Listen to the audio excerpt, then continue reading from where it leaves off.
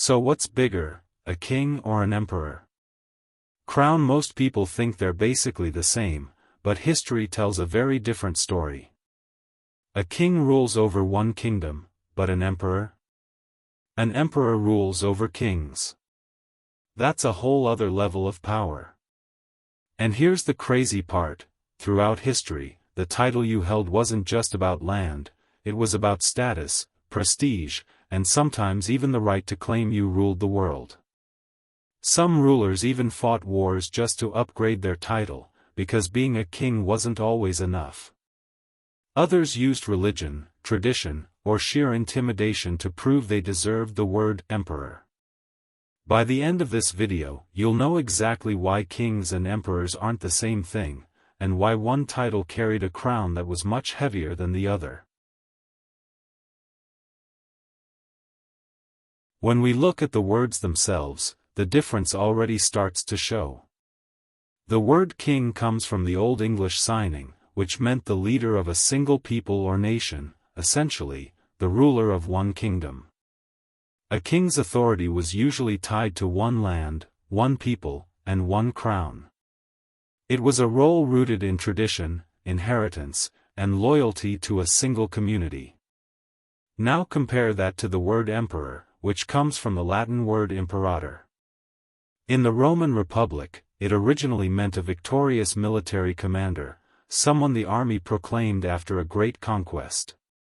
But as Rome transformed into an empire, imperator took on a much larger meaning. It no longer meant just a general, it meant the supreme ruler of a vast empire made up of many different peoples, languages, and even kingdoms. This distinction mattered. A king was powerful, yes, but his reach usually ended at the borders of his kingdom. An emperor, on the other hand, was expected to rule over kings themselves, binding multiple territories under a single banner. That's why emperors often claimed divine favor, or styled themselves as universal rulers whose power stretched beyond local boundaries. This is why the title of emperor spread across history. Augustus, the first Roman emperor, set the stage by claiming authority not just over Rome, but over every territory Rome controlled. From then on, the word carried a weight far beyond just ruling one land, it implied dominance over many. Other cultures adopted similar ideas, like the Chinese emperors who were seen as holding the mandate of heaven, ruling over not just a kingdom, but the known world itself. So while both kings and emperors are monarchs, the emperor was seen as a step above. A king wears a crown for his kingdom, but an emperor claims the right to wear the bigger crown, one that represents entire nations under his rule. When we turn to history, the contrast becomes crystal clear. Take Louis XIV of France, known as the Sun King. He ruled with absolute authority over France, shaping culture, politics, and even fashion in his kingdom. Then there's Henry VIII of England, a king famous for his 6 marriages and his break with the Catholic Church, decisions that changed his single kingdom forever. Both were powerful rulers, but their power stopped at the borders of their kingdoms. Now compare that with emperors.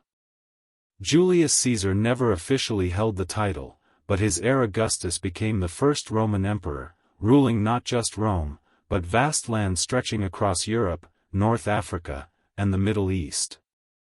Genghis Khan built the Mongol Empire, which spanned from China to Eastern Europe, controlling dozens of peoples and even forcing kings to submit to his authority. And then there's Napoleon, who started as a general in France, crowned himself emperor, and went on to dominate much of Europe, ruling over territories and kings alike. This is the key difference: emperors often sat above kings, creating layers of power. A king might be sovereign in his land, but he could still answer to an emperor who claimed the bigger realm. The best example is the Holy Roman Empire, where the emperor was technically the overlord of many smaller kings, dukes, and princes spread across Central Europe. Imagine dozens of kings ruling locally, but all acknowledging a single emperor as their superior, that's the essence of empire. So while kings like Louis and Henry commanded immense respect, emperors like Augustus, Genghis, and Napoleon operated on a stage that was far larger, ruling not just one people, but entire worlds of nations. Beyond titles and territories, kings and emperors also showed their power in very different ways. Kings typically ruled their single kingdom through tradition, inheritance, and loyalty from nobles. Their crowns, thrones, and palaces symbolized authority, but their power was often limited to the borders of their own land.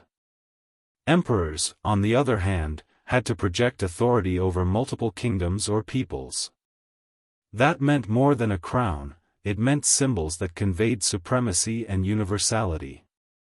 Roman emperors, for example, used elaborate ceremonies, public parades, and monuments to remind everyone that their reach went far beyond a single city or kingdom.